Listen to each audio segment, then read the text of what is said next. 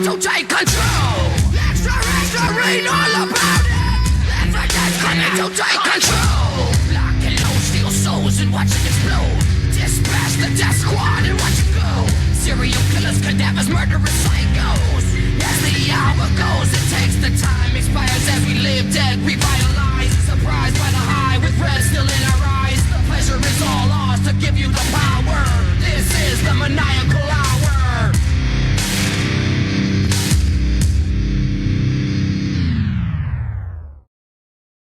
It is Wednesday, January 4th, 2022. Happy New Year, guys. And you are tuned into The Blow-Off, presented by atmarkmedia.com, powered by the Hamin Media Group at channelattitude.com. On this week's show, we're talking some Wrestle Kingdom Day 1-ish, Forbidden Doors, and some other musing notes. But before we dive in, it's my obligation to remind you this is a podcast by the fans for the fans, bringing you all the news that is news from across the professional wrestling world. Find the show online, blowoffpod.com, social media, at The Blow-Off. My name is Dr. Jargo PhD, and I am joined alongside my tag team partner. He is the GAG from the PWC. We call him the COVID Kid. I call him my man, Jimmy T. Welcome back to your show. What's crack-a-lackin', Jargo, and Happy New Year to everybody. And I'm glad I'm back, man. I'm looking forward to this blow-off because we've got quite a bit of news to cover tonight, Jargo. Yeah, a couple of big shows that have taken place over the course of the last, 72 hours or so since the last time we spoke. Of course, AEW Rampage Uncaged over at the Hamin Media Group had a special run-in from the Ayatollah himself, Bin Hamin. And that was a great freaking show this week. I absolutely enjoyed the hell out of that. Now we got some day one to talk about. We've got Wrestle Kingdom to talk about. We've got people kicking in Forbidden Doors left and right.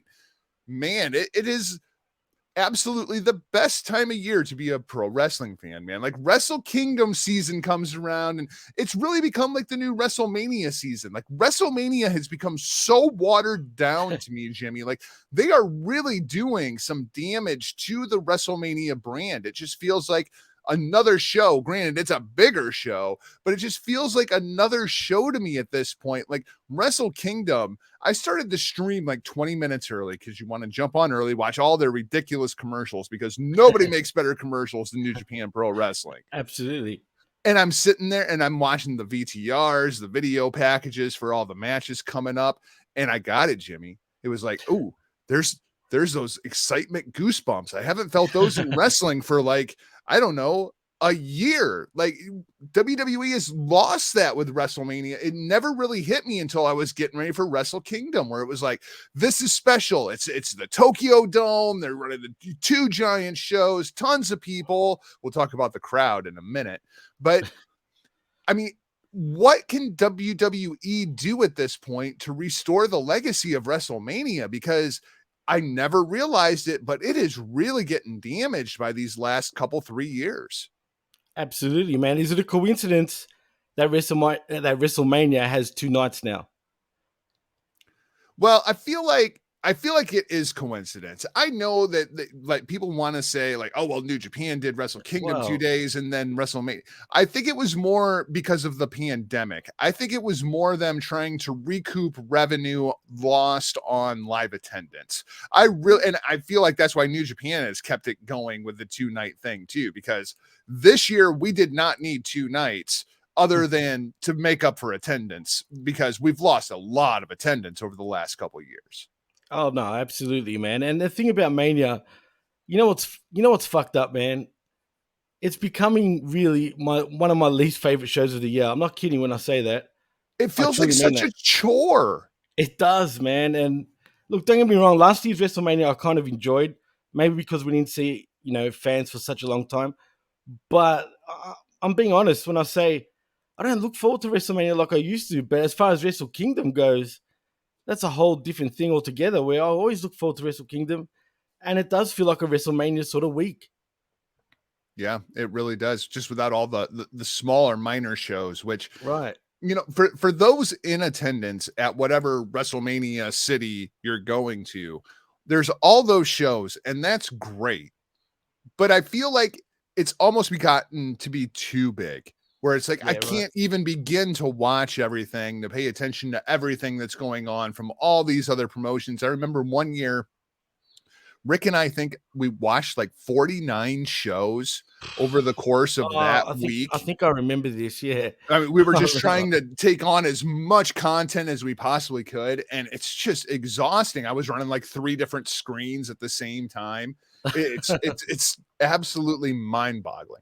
But now, No, I mean, even like Wrestle Kingdom this morning, if you started at the pre-show Rumble, and you watched that thing all the way through, that was 5 hours.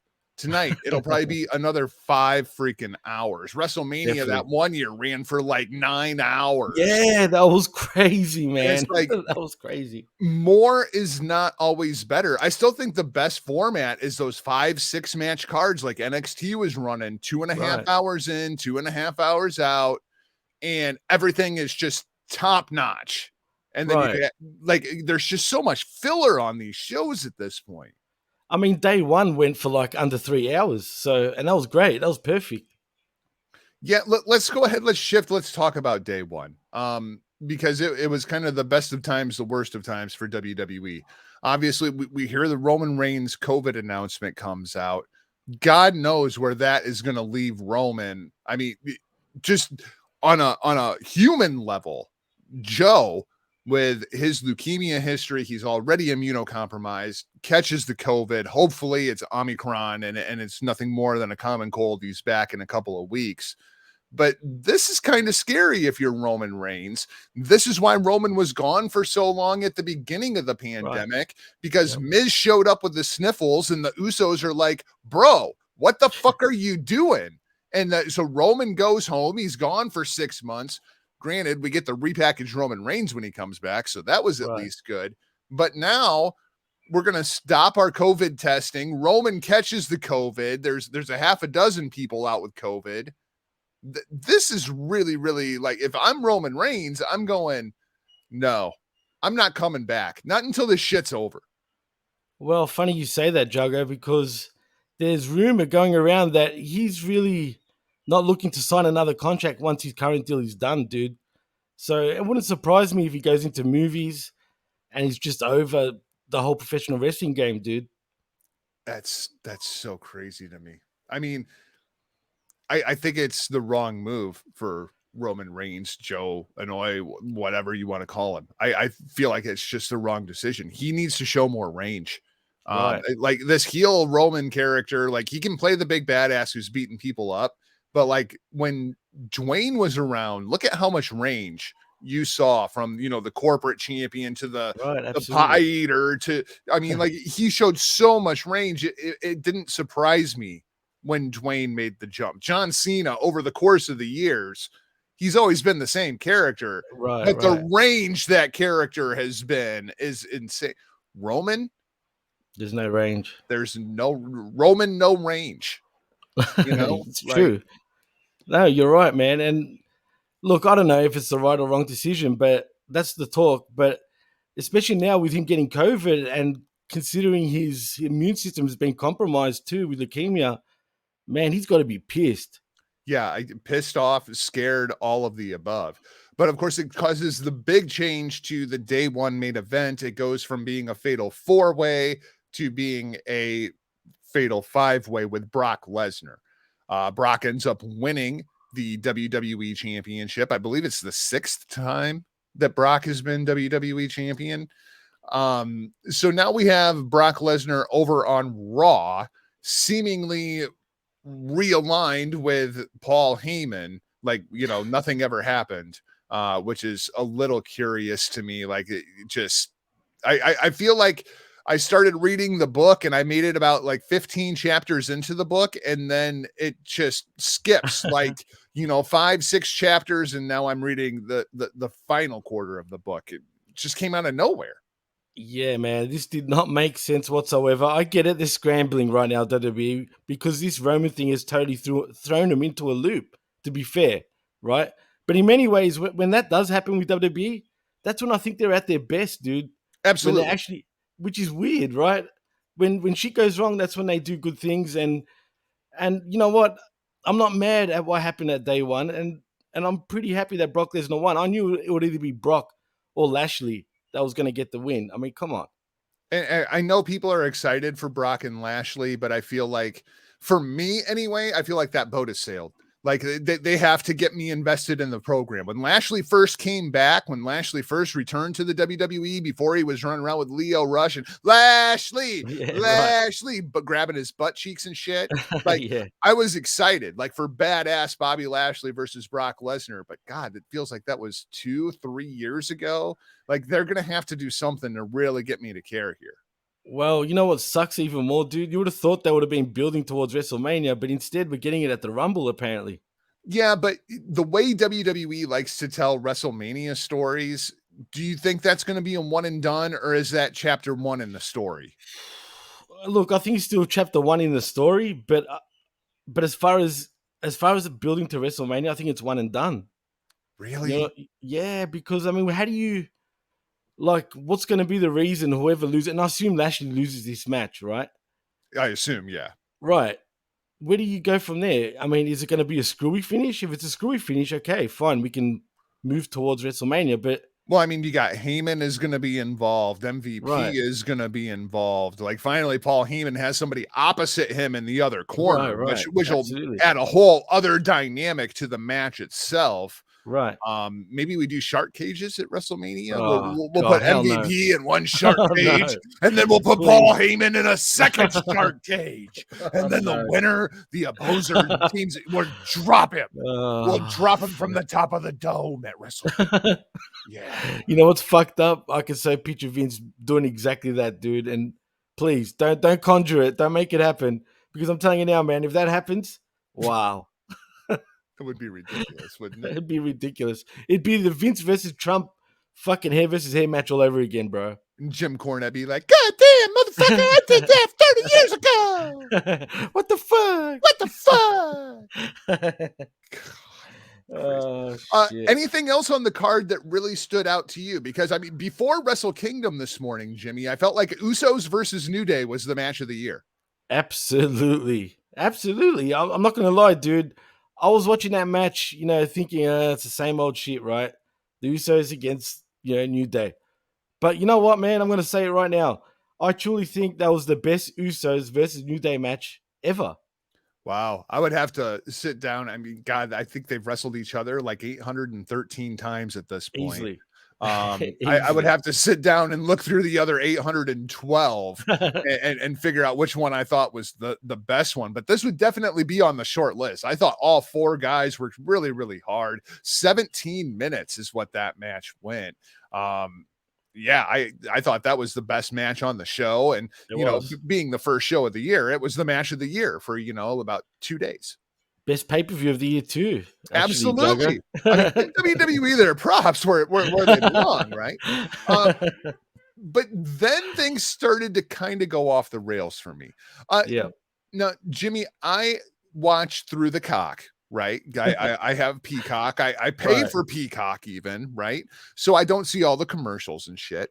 But I know you're still on the network, right? Right. Right. So did you see 815 freaking vignettes on this show? Like, there was a Seth Rollins one. There was like Yeah. all Yeah. Yeah. these weird video packages. Yeah. Evidently, that is where they are running commercials on Peacock for those of that are not actually paying for Right. Peacock, because there's a free version of Peacock. That's Right. why Right. there's so many damn vignettes now. But I felt like I was just watching WWE commercials. Like, they're showing Yeah. the Seth Rollins video package. That's the one that really stood out to me. And they're showing Seth when he was a kid and holding up his cardboard belt and his dad's ring that he built for him in the backyard. And it's like, this is all like babyface Seth Rollins shit. Like, what the hell are we doing? And like, I didn't like it at all. And furthermore, I pay for no commercials. It doesn't matter if you're showing me a commercial for toothpaste or the show that I'm already watching. It's still a fucking commercial. You're right. And you know what, dude? I pay for the version to not have commercials either, dude. And what do you know? I was getting the exact same shit you were getting on the cock, except I've got the network. I was And like, at first I thought they were just trying to fill time, because of like the Roman dropping off thing. And Right, it was right. like, okay, we got to fill time on the show. So we're running all these vignettes.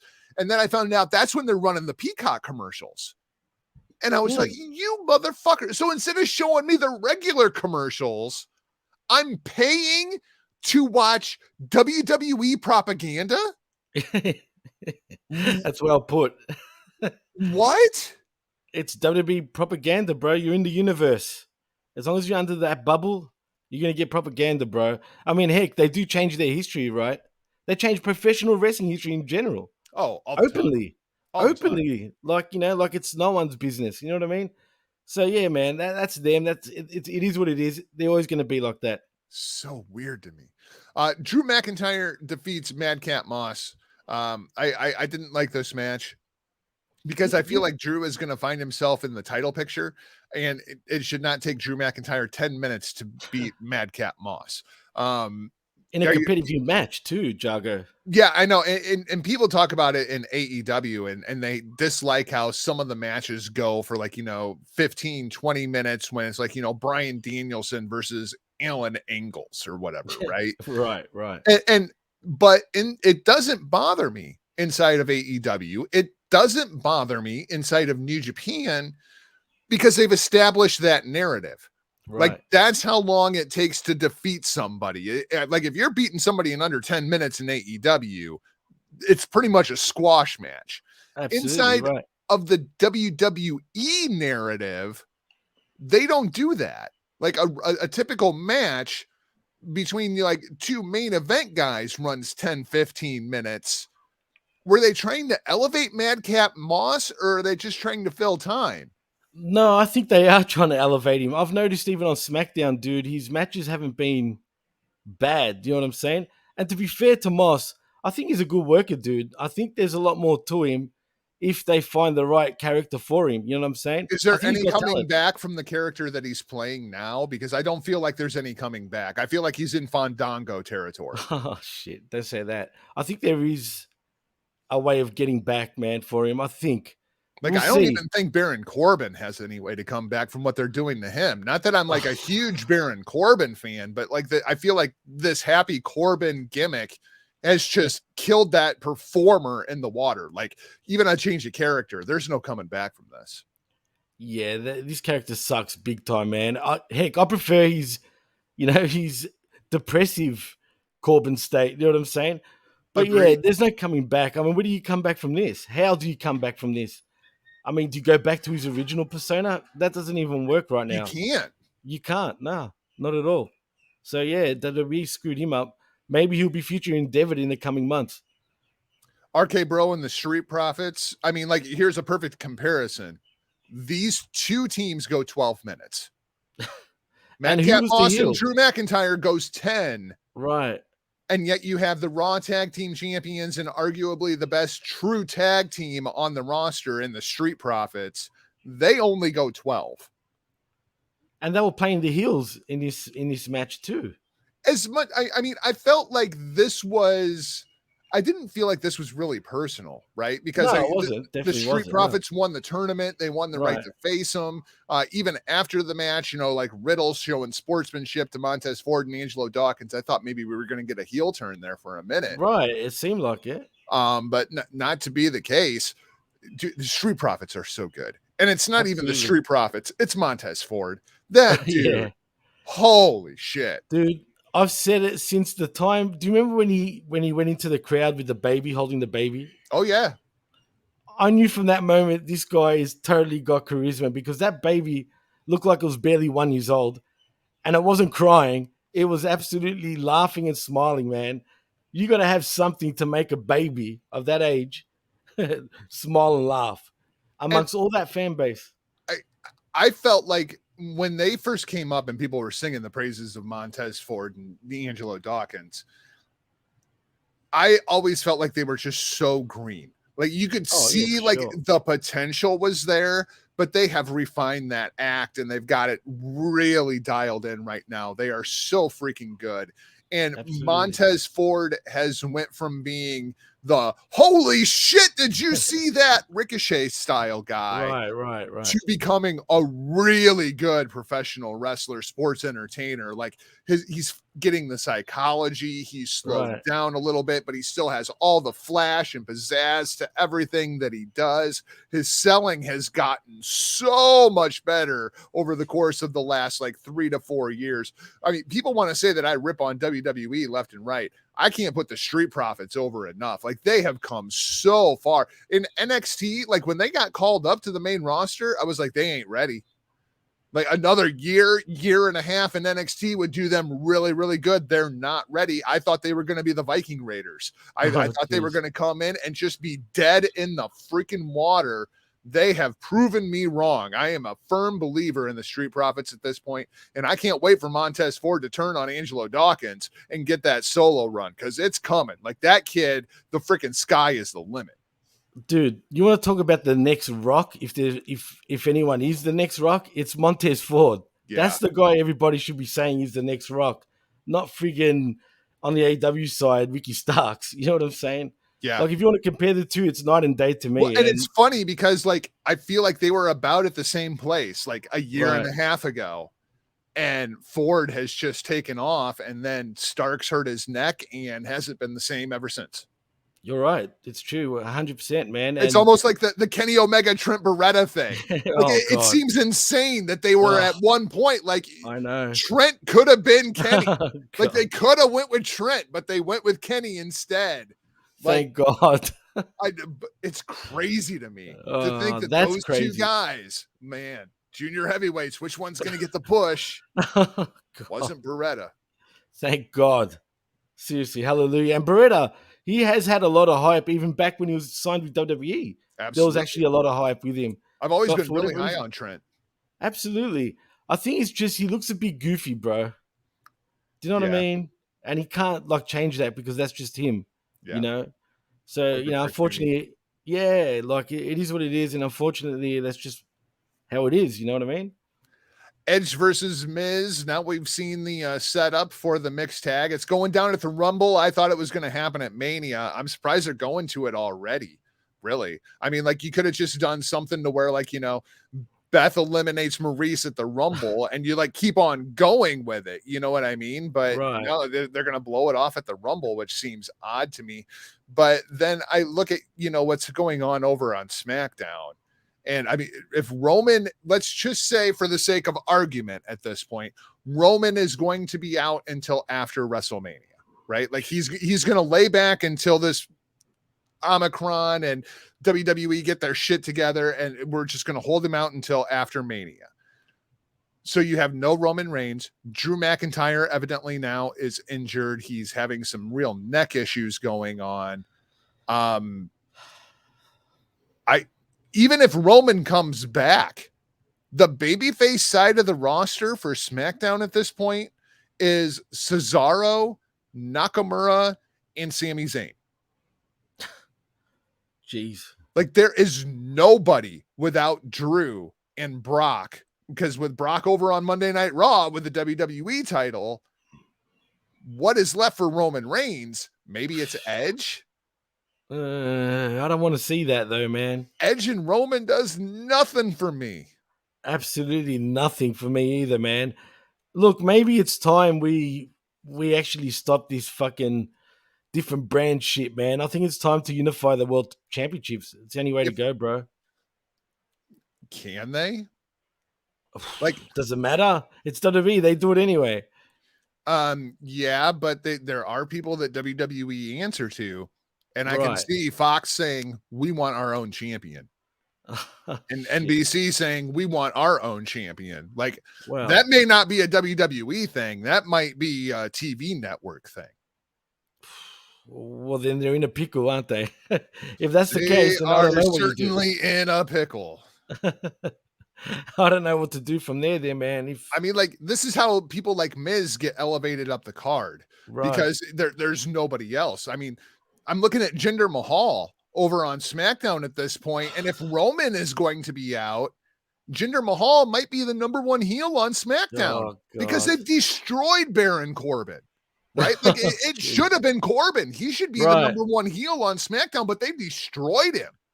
Like Jesus.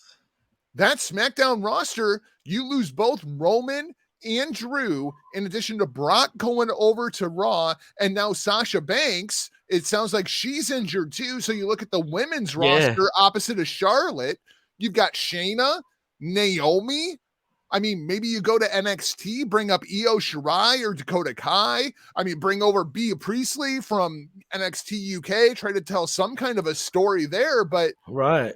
I mean, Charlotte's dead in the water right now too, because she has no contenders. If Sasha is out, that SmackDown show right now is in real trouble as far as star power goes. Well, this is where I would elevate your Shinsuke Nakamura's, bro. You know what I mean? But again, like you got to try. They've been spending 4 years defining Nakamura down. I know. Now you got to turn him back up, and good. I mean, like I almost feel like I go with Sami Zayn at this point after what he was doing with Lesnar. Like, I would definitely, but you can't expect competitive matches between Zayn and say Lesnar. Shinsuke and Brock have had a history in New Japan, actually, as a matter of fact. Yeah, but tell me that what's New Japan, pal? Yeah, I know, and nobody would know about it anyway. Like, they ain't gonna pay any homage to any of that. There was a lot of heat between the two of them too, dude. They were shooting like at times in the actual match. So, well, Nakamura does have a legit MMA background. He does. That's one thing that they don't talk about at all with Shinsuke Nakamura, which is so weird to me. New Japan's got a great documentary on the New Japan World channel, and man, it's all in Japanese with English subtitles. But dude, it breaks down him being an MMA fighter and all that stuff. Yeah, and it's a great documentary. Yeah, great stuff. Unlike Becky Lynch versus Liv Morgan, Liv Morgan is not ready for this spot, and I've been saying that as long as I've been watching Liv Morgan. And it's sad because it seems like people are really into Liv Morgan. Oh my god, dude! On Twitter, she is just not ready for this spot, dude. While I was watching day one, obviously I was on Twitter a lot, and I was just checking out what people were saying. Would you believe how many people were disappointed that Liv Morgan didn't win and was expecting? I know, I've seen it too, man, and I'm just like, what? Right, that's what I was saying, and I was saying it. Okay, there is no chance Liv is winning. There's no hope. Everyone thinking that settled down because it's not happening, and it didn't happen, and it wasn't the right time for it to happen anyway. I mean, Becky tried to cheat and failed, and still won. Right. I mean, the way that I don't even know how that happened. Like, because Liv goes for her finish out of the ropes, Becky reverses it into the manhandle slam. How did they get so far away from the ropes? I don't have a clue. And at first, she did get her feet on the ropes, and she was she got dragged. Right. And then it's like she got dragged sort of forward somehow. And yeah, it was a botch finish. It was definitely supposed to be, the finish with her having her feet on the ropes, but they screwed it up. 17 minutes. Wow. Yeah, this match, I won't lie, I was sort of in and out of this match, big time. Yeah, I was not into it at all. Not at all. And then, of course, your main event, Lesnar goes over. All in all, day one-ish. What do you think, man? Are you thumbs up? You thumbs down? Thumbs in the middle? What did you think of this show? How was WWE's first outing of 2022? It was a pay-per-view of 2 matches, dude. No, it was a premium event. A premium special event. I forgot. It was a premium event. That's right. Can you believe that? How they did that now? But anyways, my bad. It's a premium event. But it was a premium event of 2 matches, nevertheless. That's all it was, man. It was all right. It was a thumbs in the middle. A lot of filler. And it felt short too, man. And the main event, especially to me, I did rewatch it just because I wasn't sure with myself if it felt short. But it felt short at first to me, man. And then when I rewatched it, it didn't really feel short after all. But it was a frenzied match. I actually thoroughly enjoyed that, you know what I mean? But it was kind of obvious what was going to happen, though. God, it's got to be Nakamura. It's got to be. See what I mean? It's got to be Nakamura, man. I mean, let's hope that Roman is back here in like a week and a half. But I mean, I'm just looking at that babyface side of the SmackDown roster. Cesaro, Nakamura, and Sami Zayn. That's what you got. It's got to be Shinsuke and Sami Zayn. Except Sami Zayn, they need to build up where he's actually competitive. I mean, this is how you end up with Goldberg versus Roman at WrestleMania. You know what I mean? Like, seriously. Now you see it now, Jago. You see? You just seen it, bro. You're looking at it from a, pal, what do we got from here?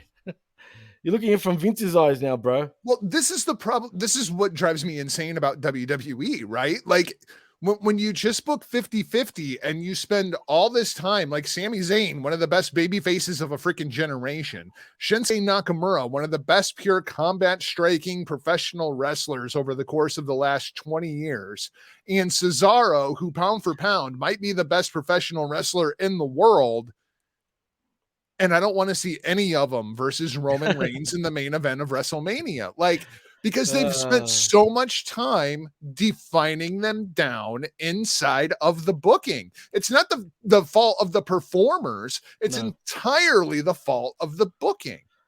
Yeah, no, you're right, 100%, man. And it's funny because they define down their wrestlers, and you do sort of get like not becoming a fan of theirs anymore. Like Dolph Ziggler is a classic example. Right. Perfect example. And look at that, man. Everybody wanted to cheer him, but now you just don't want to anymore. You know what I'm saying? And when you try to warm him up, you can't, because legitimately everybody on the roster has beaten Dolph Ziggler. Everybody. And he's one of the top like 2-3 performers inside of the company. If you need to get somebody over, you know what you do? You put them in the ring with Dolph Ziggler. They're going to have a good match. It ain't because of anybody other than Dolph Ziggler. It's facts, man. And he's not just a great professional wrestler, but he was an NCAA amateur wrestling champion too, man. He's a hell of an athletic talent. Absolutely. But I mean, like, Dolph is one of those guys, like we talk about guys that like in AEW have been reframed, like Malachi Black, right? Where as soon as he walked in the door, he was a bigger deal. Like Dolph Ziggler has been WWE for so long and been beaten by so many people that even a change of scenery for him at this point, like if he were to go to AEW, like when his last contract was up, I was really hopeful he would go to New Japan. Because I think he would have been a monster performer for Bullet Club over in New Japan Pro Wrestling back, 5 years ago. Yeah, but and it's crazy because Dolph's had a great career. I mean, like he's done everything that there is to do, and we sit here and we're like, but I feel bad for Nick Nemeth, the performer, because he could have been so much more. He could have been so much more, and it's funny because he has won everything there is really in WWE, right? Yeah, he has been world champion. Right, he has. He's a Grand Slam champion, I believe, too. So it's like Miz. And look at how much money he's made over the course of the years. Like, I shouldn't feel bad for Dolph Ziggler, but should have been so much more. It's crazy, man. If it actually is crazy. But yeah, his legacy is very much just stuffed up, in my opinion, man. And that's what hurts. Yep. They've just screwed up his whole legacy. And unfortunately for Dolph, he's much better than that. Yeah. Let's just touch on AEW here real quickly before we talk about Wrestle Kingdom, just because we've got a couple of Japanese and AEW crossover stories that are kind of going on here, Jimmy T. Number one, Kazuchika Okada made the mistake of saying in an interview that he would like to wrestle Bryan Danielson, and he would also like to wrestle CM Punk while they are active. In fact, Okada said Danielson and Punk would make for some incredible matches. A lot of those dream match scenarios are about getting excited for the possibilities. And once the match is done, it's done. So it's important to keep that excitement and anticipation, I think. Still, if we wait too long, they'll both retire eventually. So I want to face them both while they're still active. In other words, they're old as shit, and I want to beat them up now. Right? Like we're kind of getting dickhead Okada at this point. Like he has become like He just talks down about people. Like, he just straight up told Shingo Takagi, you are not man enough to carry New Japan Pro Wrestling into its 50th year. Like, he cut like a 15-minute promo that's like a sit-down interview style. I sent it to you, right? Right. The only thing missing was at the end, he should have said, I'm Kazuchika Okada, bitch. Like, you know what I mean? Like, he was just like the most condescending, backhanded compliments. Like, even this morning with the Osprey, okay, bye, fake champion. See you tomorrow. Like, you know, it's just like, holy shit, dude. He's so condescending, and it's great because he's like, it's insane to think. And when you look at Okada right now, he is 32 years old. I know he's young. Just now starting to enter his physical prime. And I mean, he's already a legend in walking amongst all of us. And he wants Danielson and he wants Punk before they freaking retire. Which is hilarious to me, right? And CM Punk, God bless you, Phil. God bless you. Right? Like, I'm fighting for you, Phil. Like, I used to be a little punkster. Like, I love me some CM Punk. But for you to say, come see me, here's my address, 1901 West Madison Street, Chicago, Illinois. Phil, bro. What are you doing? Man. What are you doing? He's gonna have some whack jobs knocking on his door, bro. If that's his real address. That is his real address. Phil has a set of cojones. I mean, you live in Chicago, bro. You just broke like the record for the most homicides in this individual city over the course of one calendar year. And you're on Twitter telling people, come on over, bro. Here's my address. That's dumb crazy shit, Phil. That's dumb shit, Phil, man. No doubt about it. And dickhead fucking Kazuchika Okada, bro. I love it. Dumb shit, Phil, and dickhead Okada. Dickhead Okada. It's got a good ring to it, man. Dickhead Okada is my second favorite Okada, right behind Pirate Captain Okada. If you've seen the picture, if you know, you know. They're funny too, bro. And he wears his little fucking sailor shit. You know what I mean? When he does that shit, where he wears a little pirate hat. Oh my God. Tourist Okada is up there too. Like when he's just going to like San Francisco Giants baseball games. He's stereotypical, bro. He did it here too. When he was here, there's people wear these beer shirts, right? It's called CUV, right? Carlton United Beer, it's called. For whatever reason, the hippies fucking wear them. But when he was here, right, he was wearing the same thing. Right. He's wearing the shirt and the hat going sideways. And he was flaunting cash, like Aussie money, like just flaunting it. You know what I mean? And I'm just like, look at this guy. Seriously. Absolutely ridiculous. Which match would you rather see, Jimmy T? Would you rather see, you know, ridiculous Phil versus Dickhead Okada? Or would you rather see the American Dragon Bryan Danielson in a more serious Rainmaker? I mean, like, because I think both could be fun. And not that the Punk Okada thing wouldn't be presented more seriously, but I think Danielson Okada has a much different feel to it than what Punk Okada would have. And it has a lot more meaning to it too, for whatever reason. It just feels like it's meant to be, if that makes sense. You know what I mean? Yeah, I'll definitely prefer Dickhead Dan versus Dickhead Okada. I'm already laughing at the thought of it because it'd be fucking funny. And if you want to chuck in ridiculous Phil, you can do that too. I mean, it'll just get outrageously fucking brilliantly ridiculous, this little feud. You know what I think it is? When I think of where Punk's character is right now and Okada's character versus Danielson and Okada's character, like the Danielson character, especially as a heel, as a full-blown heel, feels so much more serious. Like it would be more dangerous. Like Punk versus Okada, yeah, that's a dream match, but you know, the creative is going to be it's CM Punk versus Kazuchika Okada. Whereas Danielson on the mic right now would go out there and just tear Okada apart. He would. He would absolutely tear him a new one, dude. But that's the only thing I'm worried about too. If they're going to have promos, the Japanese, because Okada, he acts like he can't speak English for shit. I know he understands a lot more than he lets out, right? Yeah. That's a fact just from personal experience, Yep. right? It's like, I know what you're doing, you know what I mean? But I just hope it comes off like, okay, maybe this is the time where we will see Okada speak a bit of English, you know what I mean? Like properly. I'm not even sure I need him to though. I mean, No, like not for fans like us, but for I, the but I'm broader not fan sure. base. Like when I look back at NXT and like the way Io Shirai has been presented, right? Like Right. she's not cutting promos in English. She just like they do her vignette or True, like true. even like that interview I sent you with Okada recently where you Right. know it was just captioned in English.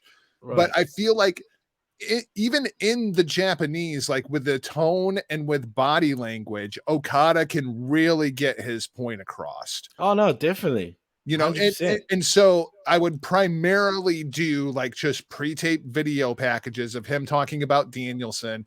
And the other thing is too, is just the level of work, right? Like Punk is not on the same level in ring that Danielson is. He never No, has hell been. no, never has been. Right. And Danielson could be, I'm the best in the world. I am Absolutely. the best professional wrestler in the world. And I have been hearing for years about Kazuchika Okada and how he's the best in the world. And that's why I'm here. Like, Right. I think it just feels bigger. It does. Definitely does. And him saying he's going to kick Okada's head off, I'm going I'd to kick love to your see that. fucking head in. You bet. Right. Absolutely. I'd love to see that, man. And I'd love to see that match in general. That's a dream match. Absolutely. Where's the feel Okada? It'd be more shenanigans a little bit, I feel. Yeah, it feels more novelty. Yeah, definitely. Definitely. We'll see, though. We'll see what Doesn't have the happens. stakes, especially if you would have Danielson beat Page tonight. If Danielson becomes AEW World Heavyweight Champion while Okada is IWGP World Heavyweight Champion, That'd you be know, huge. that could be like a real battle of the belts kind of situation. Oh, that'd be huge. And if they want to play smart, I'll go with Okada winning the AEW World Heavyweight Championship just for like an invasion angle where the Yeah. AEW guys now have a reason to go over to New Japan and get that belt back for AEW. Yeah. Yeah. That Absolutely. story, that writes itself, man. And of course, if you're going to do that, there's only one guy that can go over to Japan and defeat Kazuchika Okada to bring back the AEW World Heavyweight Championship, and that's obviously Kenny Omega. Oh, that'd be brilliant. Tell me that wouldn't make so much sense. And Yeah. that's your blow off between the two of them. Never Yep. to wrestle each other ever again. That's it. It's Yep. done. That's so romantically written right there, dude. That's perfect. Absolutely, bro. Hopefully they think like that. You know what I'm saying? Because it really does write itself. Couple other talents that are going back and forth on Twitter, not quite the level of CM Punk and Kazuchika Okada, but boy, is it just as much fun for me. Maki Ito. Maki Ito, and I know she is an acquired taste, and I certainly have acquired that taste. I love me some Maki Ito. I just think she is freaking hilarious. Jimmy, do you like Maki Ito or do you hate Maki Ito? I don't hate her as much as others do, bro. I'm not Oh gonna yeah, there's lie. a lot of people who just plain hate that chick. A lot of people absolutely hate her. I don't even get it, man. Like, she's funny to me. So Tokyo Joshi, which is where Maki Ito works, recently won the International Princess Championship. And during the media scrum, she made the comment, with this belt, Ito will definitely go to AEW and fight Thunder Rosa again. And Ito will definitely win. There are many more attractive people in the world, and Ito wants to beat them all one by one with this belt. To which Thunder Rosa replied, I was actually thinking the opposite. For the record, I beat you for that championship before, and I will again. Number 2, Maki Ito, you must be out of your freaking mind if you think you can defeat me. Bitch, it's open season. Ass whippings are given for free at AEW. Get in line. Oh, Yes, Please give me Thunder Rosa versus Maki Ito. I know that there are going to be people that are gonna hate it. There are gonna people that are gonna bitch and moan and complain, and then they are gonna watch it and they are going to be thoroughly entertained because that's what both of these ladies do. Jimmy, I'm absolutely here. I'm almost as excited for this as I am Danielson versus Okada. I can see, I can see that. And yeah, man, you know what? For whatever reason, it excites me too because these two women both made me want to see it. You know what I mean? Absolutely. Just by that little thing right there on Twitter, on social media, using social media the way it should be used. And right there, they've sold me, man. So I'm looking forward to this match. But who do you put over in this type of match? I mean, do you put Rosa over or Maki Ito? Well, if the Tokyo Joshi Pro title is on the line, then I think you have to put Maki Ito over because I don't think Thunder Rosa is going to Japan anytime soon. She's too big of a part of the AEW roster at this point. So I think you have to put Ito over, but it has to come via some kind of shenanigans. Like there's no way Maki Ito is going to out wrestle Thunder Rosa. Like there's no way that possibly happens. No chance. But but when you got stuff like Mercedes Martinez now kind of involved with Thunder Rosa, which is another program I just cannot wait for. I think that'll be absolutely fantastic. But Jimmy, as I look up and down that women's roster, they've got like half a dozen different stories going inside of that AEW women's roster right now. Like people want to rip on that AEW women's division. AEW is doing more with their women's division than WWE is doing between Raw, SmackDown, and NXT all at the same time. Like there's like a half a dozen different creative programs inside of that women's division. It's just the talent isn't on that same level, but you keep bringing in women like Mercedes Martinez. And I know people don't like Maki Ito, but all Maki Ito does is make a whole lot of money everywhere she goes. You got to tell the story with her. You can't just have her show up doing the Maki Ito shtick with no kind of context, which is what they did last time she was over here. Like you gotta actually tell people why she's so fucking weird. Right. And people were like chipping out by her when she first had her run in AEW. People were like, who the fuck is this crazy bitch? You know what I mean? But yeah, you're right, man. And AEW right now, their women's division, I don't know if it's thanks to Kenny. I mean, I'm assuming it's Kenny, right? I assume. Well, man, he's starting to really make this female division, I mean, possibly the best in professional wrestling, man. I mean, they're really starting to sign. It's in the conversation, and 2 years ago, it wasn't. It wasn't. And if they get Toni Storm, she's arguably a top 5 female professional wrestler right now, right? Would you say? I mean, dude, she changes the whole division altogether. I don't know, man. I am so like partisan at this point, and I cannot wait for Wrestle Kingdom Night 2 to see this Stardom match because I am so high on Stardom. And like, I really hope these girls go out there tonight and just absolutely freaking kill it. Cause I still think Stardom was the promotion of the year in 2020. I think it was the promotion of the year in 2021.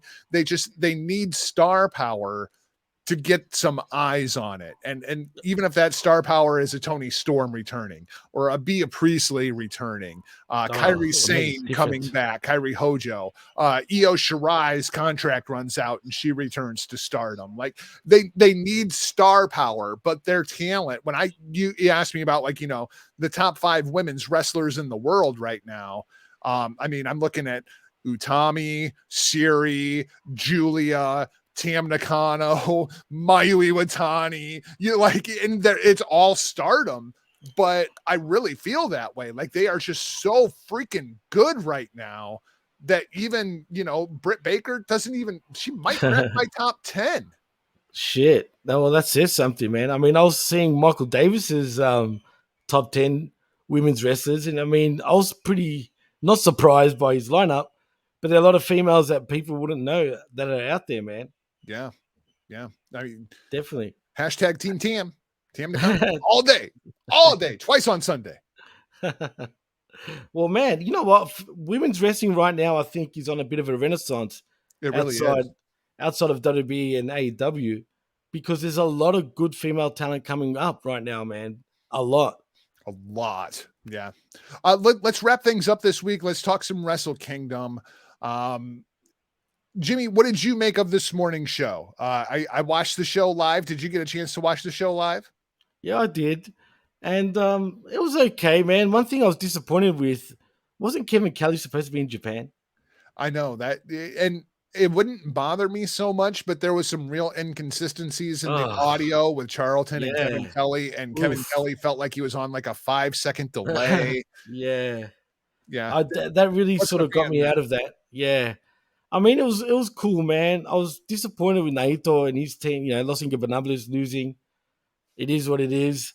Yeah, I I mean, I enjoyed the Rumble, right? Like who had SEMA on their freaking bingo card for 2022 being in the KOPW division in New Japan Pro Wrestling? Uh, not me.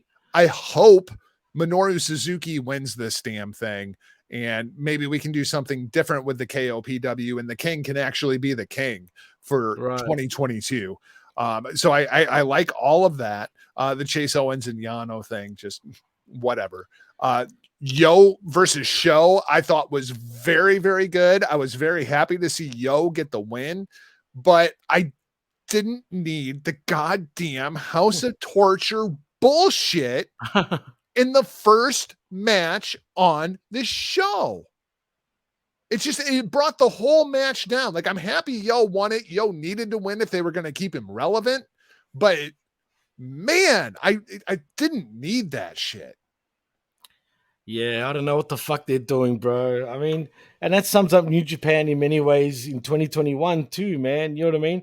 Just some decision making I just will never understand with Gato last year, should I say? Now moving on to 2022. I did not need the preview matches with Kenta, El Phantasmo, and Ishimori defeating Tanahashi and the Mega Coaches. I did not need the United Empire defeating Los Ingobernables de Japón, Bushi taking the pin. Who would have guessed, right? Inside of that match. Who would have thought that with the Great Okan, Jeff Cobb, Will Ospreay, Sonata, Tetsuya Naito, and Bushi, that Bushi would be the guy to eat the... Who would have thought? And, Who would have and thought?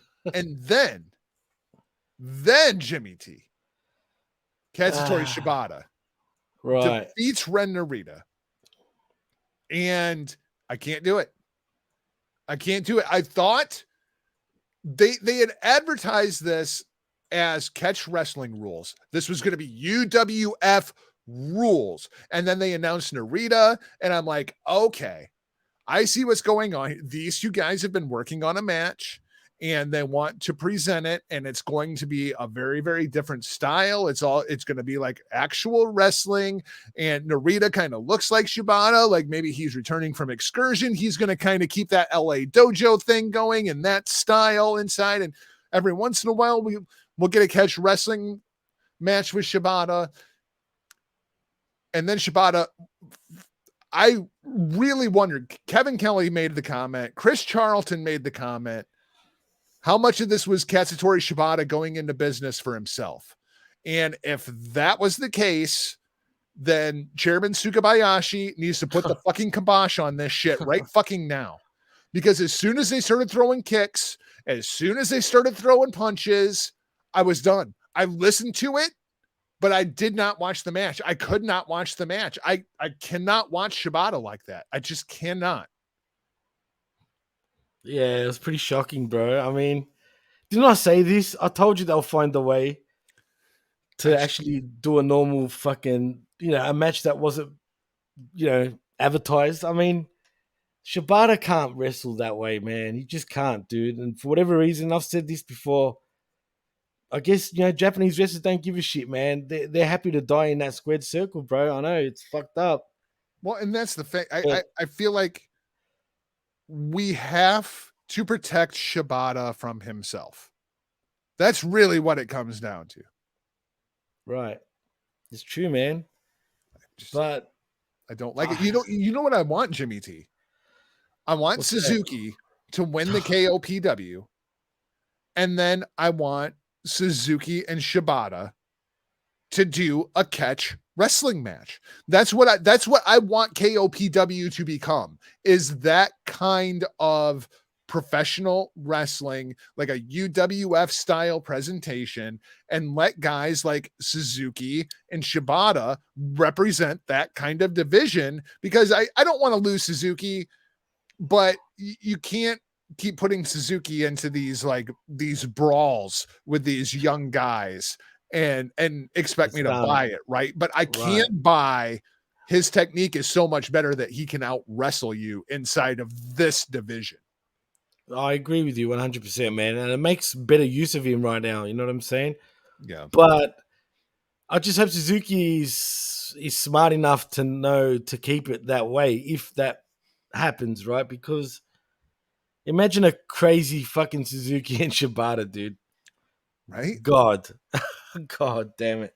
No strikes. No strikes. And if that was not approved, if that was Shibata going into business for himself, he's done. Like, cut him off. Well, what would the commentators say? His ass off.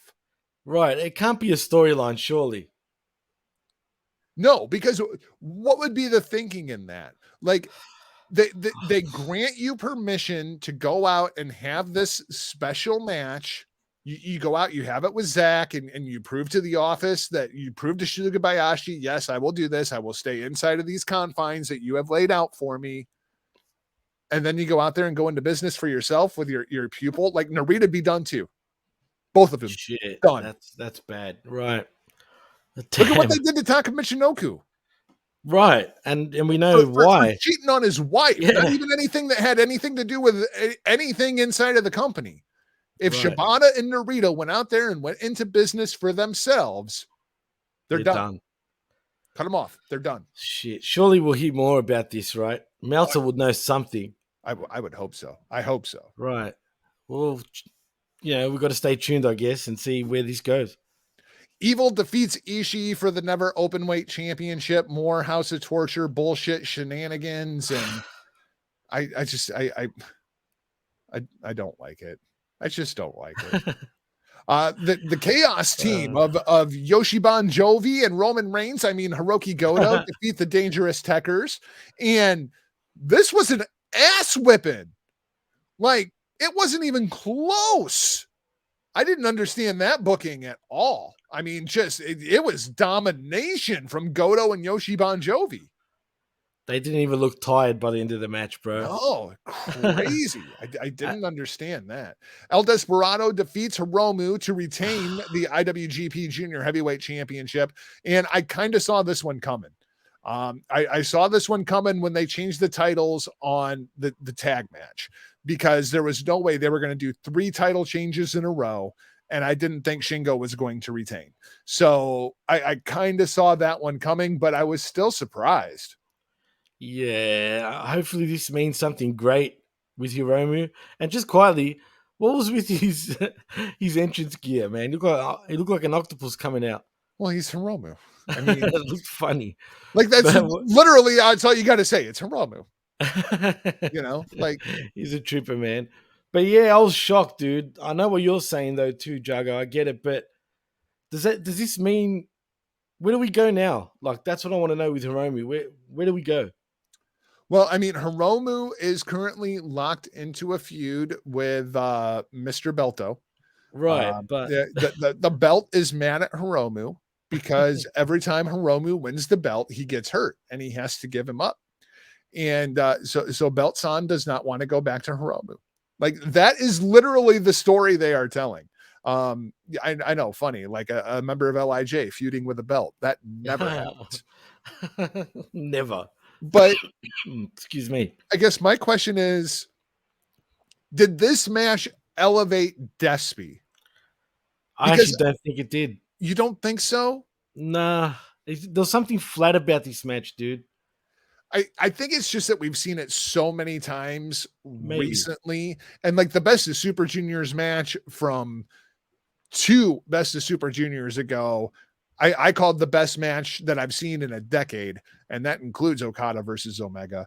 And then the Best of Super Juniors draw that they had this year was really good. We saw another title match in between there. So I feel like we've just seen it too many times Right. in short succession, and they've told so much story between these two guys.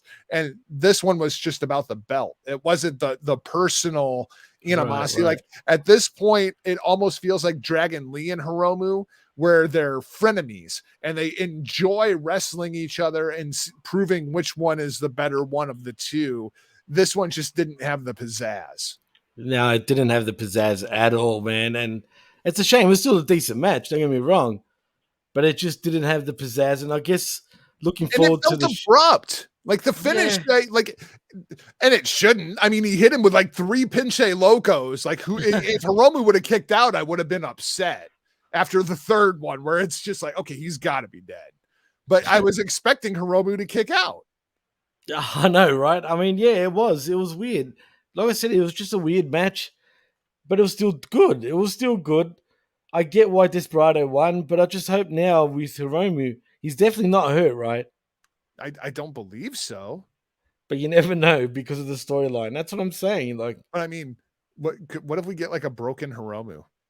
I mean, not that Hiromu's ever all together, but now, like, because this is the second time he has failed to get belts on back. it's true. He's a bit of a choker, bro. Yeah, like all of a sudden, like Hiromu, he can win Best of Super Juniors, like no problem. You know, he can go out and he can work his way up to that match, but he can't seem to win it. Well, maybe does it lead to Naito? Hopefully, I don't know.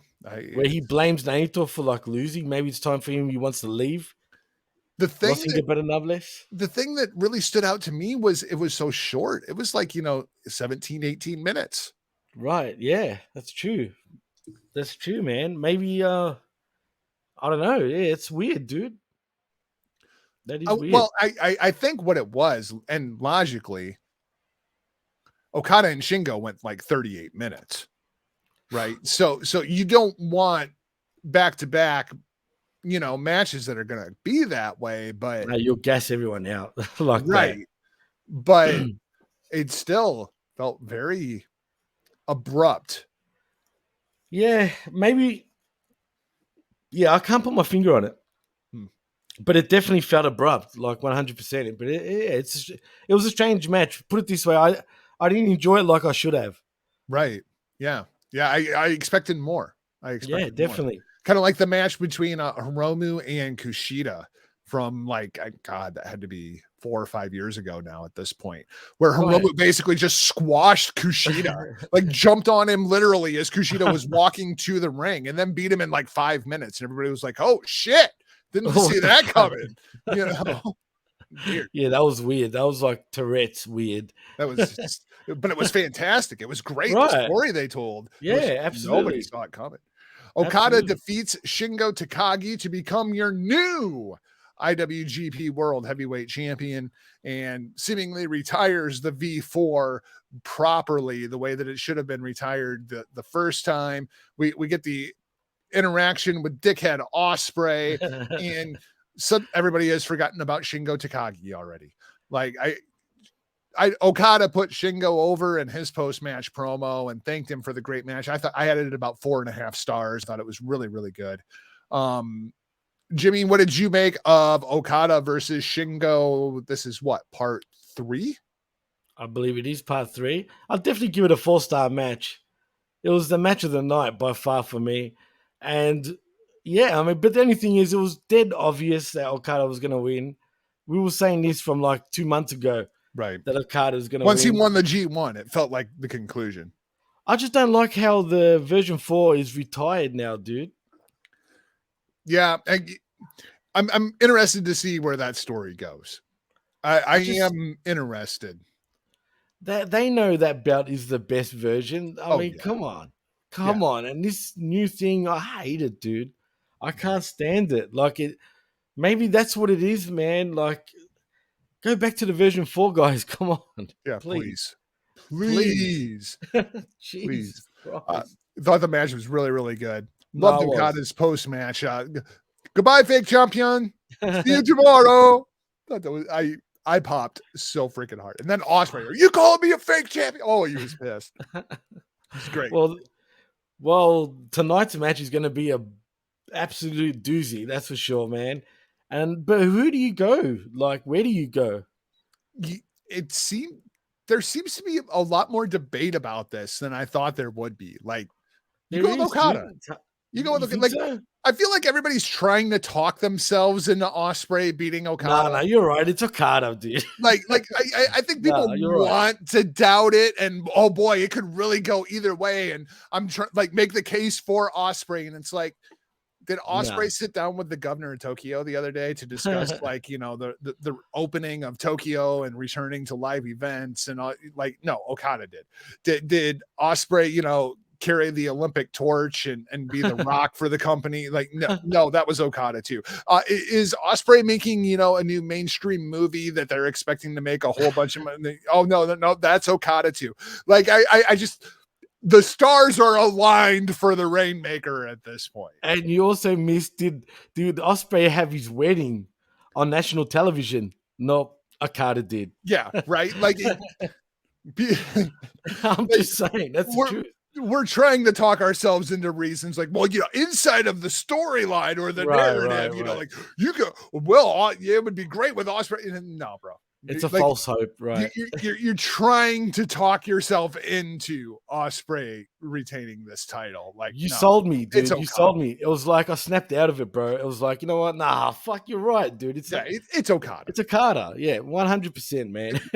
It You just think will be. you think they're going to have Will Ospreay as the face of New Japan Pro Wrestling as we enter into our 50th anniversary Hell with no. Antonio Inoki doing the video open and talking about how he's going to be at the anniversary show and No. no, they're going with No.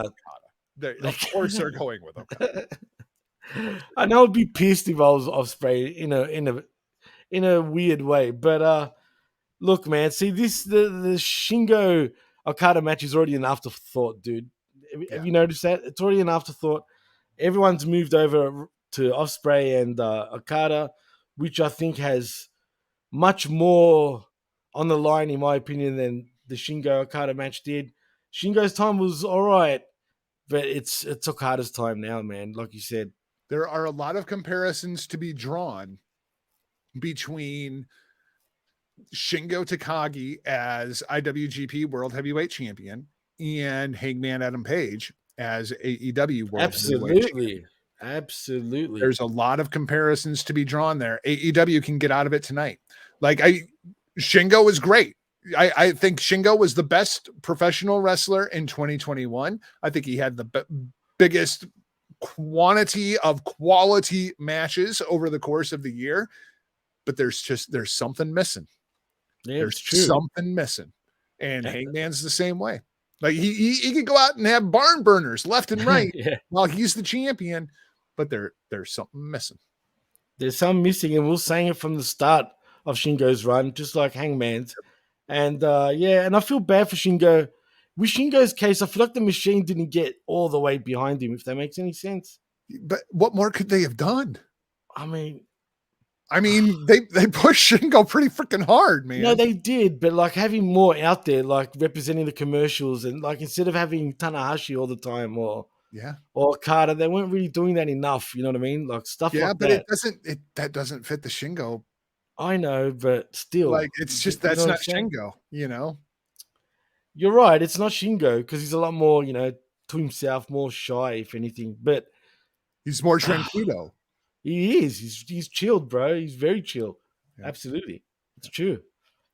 So that's going to wrap things up for this week's show. Thanks for listening and or watching. If you haven't already, please hit that subscribe button. Then visit us over at Mark Media, at markmedia.com. All kinds of great pro wrestling shows over there, as well as some other stuff that we got going on, like Jeff Lippman with the Garden of Doom. You can keep up with me across all social media platforms at Not Jargo, at The Blow Off, and of course, blowoffpod.com. Jimmy T, the man from the PWC, the GAG, the COVID kid. What all you got going on this week, my friend? Well, we just finished doing a day one review with myself and Kevin Panetta. Sexy time, Kevin Panetta. Sexy time with Kevin Panetta.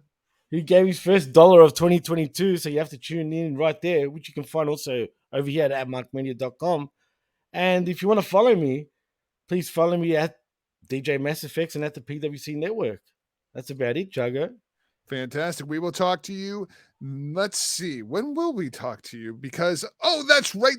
We will talk to you on Sunday this week, and it will be on Sunday because Battle of the Belts is going down on Saturday night. So Yes. we will hold off. We will talk Battle of the Belts. So we will be back Sunday morning, roughly 10 a.m. Eastern Standard Time.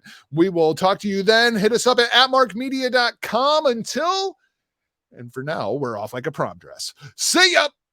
Peace.